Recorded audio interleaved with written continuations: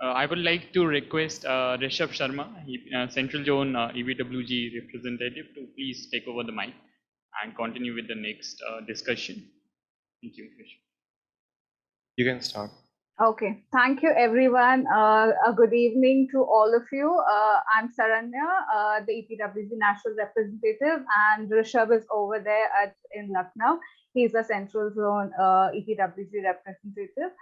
Can we go to the next slide, please? Okay, as we are going to the next slide, let me just give you a brief overview of what we are presenting today here is the reflections on the two prequel events that happened before the scientific symposium. And this was done in association with the EPWG of ICOMOS India. EPWG is actually the Emerging Professionals Working Group within ICOMOS India, established in 2019. It is a multidisciplinary group with 93 members from various zones. Multicultural accessible platform that channels a progressive, uplifting, enabling environment for emerging professionals in the field of heritage and culture. And we have representation from 6 zones. From North, we have Aditi Rai, South, Lakshmi. East zone, we have Sukrit Sen, West, Negar, East and Northeast, we have Kritika Mohan. And as you see, present right now is Rishabh, our Central Zone representative. I'll pass on the mic over to him to carry forward the presentation, and I'll come back for the conclusion. Over to you, Rishabh. Yeah. Okay. So thank you, Saranya, for the introduction. And first, I would like to thanks Naveen Kriplani sir and all the EPs and FOB basically to organizing the event. So the prequel events were organized to fill the gap between the symposium when actually happened, because there was a huge gap when actual the start of the talk about the symposium started and to the symposium date. So it was the prequel events was decided to fill in the gap, basically to engage the crowd with the discussion what we are having. So, and also to get a better understanding of the theme, because many of us have a different idea of cultural landscape. To bring that together, the prequel events helped in that. And also from professionals' point of view, to talk about these topics from professional point of view, from their learnings and understandings from the field. So, and because there are some gray areas which we never talk about, so these prequel events help to clear these doubts with people. Prequel events were organized specifically by the Emerging Professionals Working Group in close coordinations from other volunteers and members of ICOMOS. The first prequel event, which took place on 16th of October, the topic was legalization and nature, cultural links within the broader discourse of heritage in India. There were 4 panel discussions, and it was moderated by Richa Mishra, who is a conservation architect and an EPWG member, ICOMOS India. And the organizing team was Nitya, Mr. Nishant, and Richa Mishra. And the second prequel event took place on 12th of November. The topic was learnings from the field, case studies of cultural landscapes. Total 18 case studies were presented with 4 sessions, which led by 4 session chairs. I'll go quickly to the prequel event 1, which was legalization and nature, cultural links within the broader discourse of heritage in India.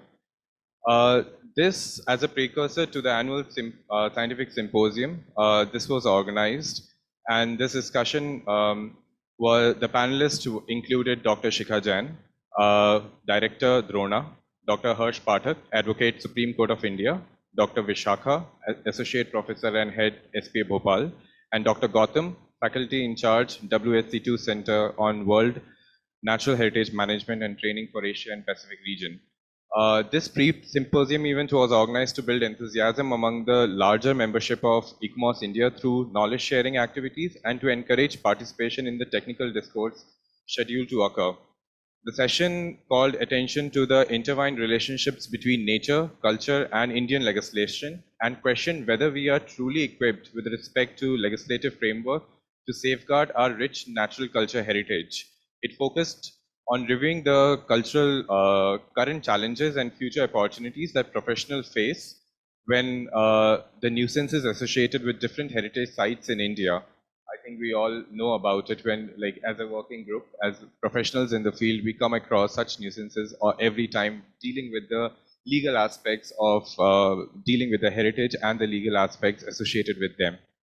The panelists further shed light on the need to engage and include local stakeholders when drafting guidelines and policies to regulate, protect, and manage heritage sites was identified as a key learning.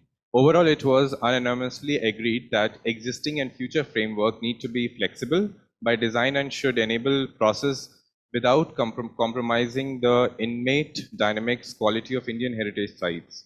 Finally, it reinforced the need to encourage multidisciplinary collaboration that encourages an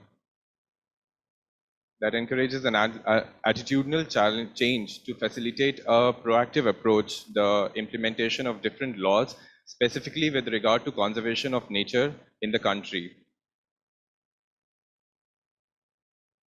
The second prequel event was Learning from the Fields, Case Studies of Cultural Landscapes. It was closely organized by Mr. Nishant Upadhyay and Nitya. And it was divided into 4 session chairs. The session one was chaired by Zuairia, and there was a list of case studies and reflections what she had on them. I'll share that with you. The session has brought light and focus on multiple cultural landscapes of central India. The narrative of a cultural landscape is majorly derived on myths and folklores that revolves around the settlement and as the belief of the settlers and visitors in those beliefs that strengthens the legacy and narratives.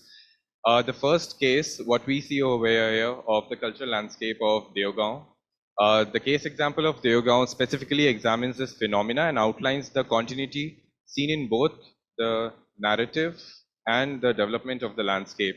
Another interesting observation in this case study is that nature and geography propels the associated folklore.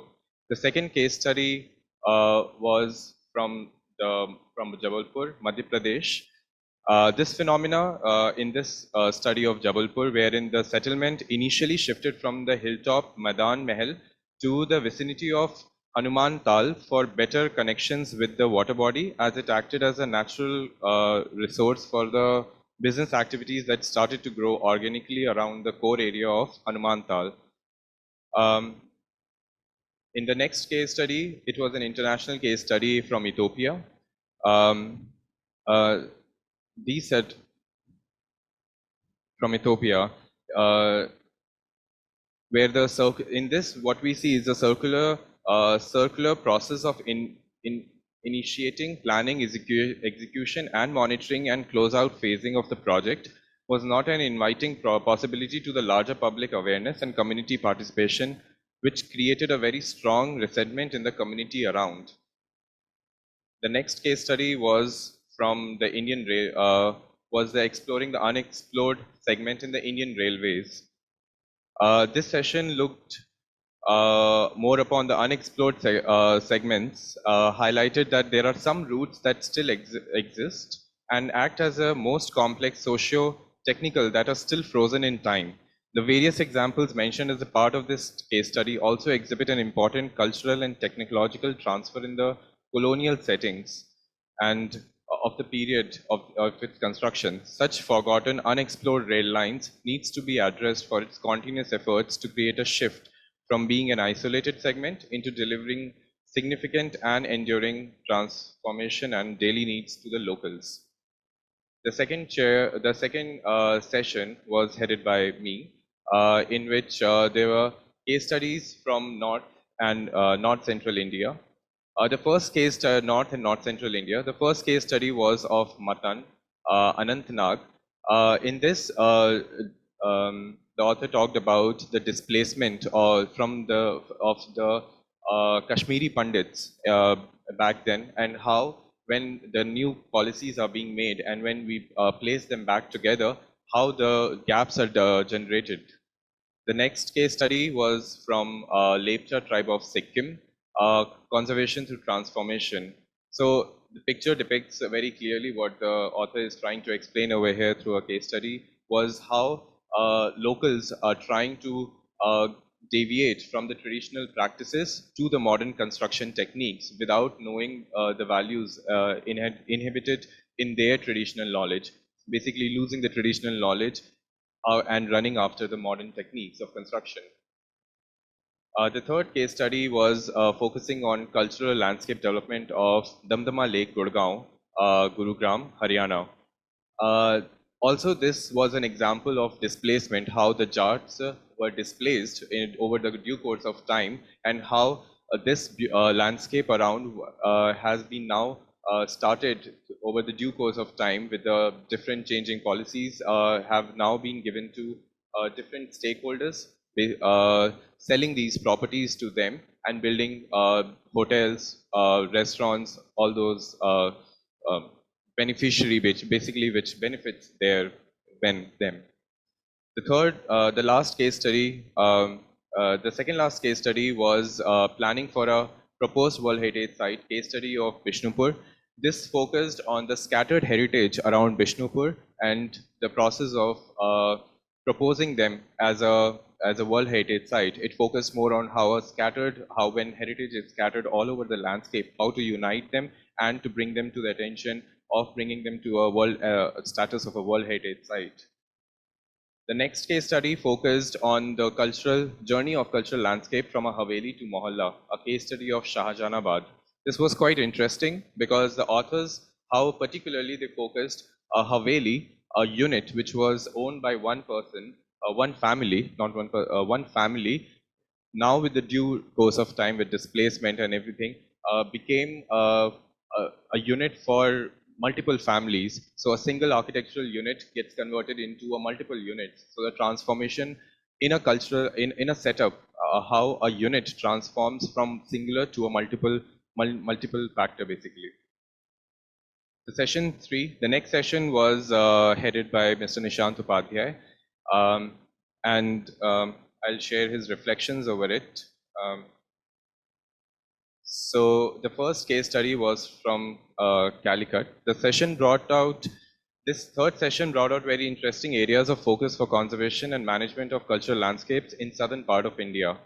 The mixes of style and communities over years led to a specific cultural landscape which may continue to evolve in time and years. This was showcased in the case study of Calicut, where two major streetscapes of the city and the changes made over time were documented to understand transformation and value changes. The next case study of Tirukaluvandram, I hope I spelled it correct. The case study of this showcased how nature and natural surroundings not only often inspire nomenclatures of places, but also a deep-rooted awe and sacredness of a landscape. The third case and final study showcased the connection of water and urbanism and community, presented a beautifully led project to a revival of a stepwell in Hyderabad. The session in all challenged the understanding about the cultural landscape in India in terms of practice, management, stewardship, and how managers can keep up the changes in the lifestyle and urbanization. The session 4, which was led by Nirzari, was focused more on the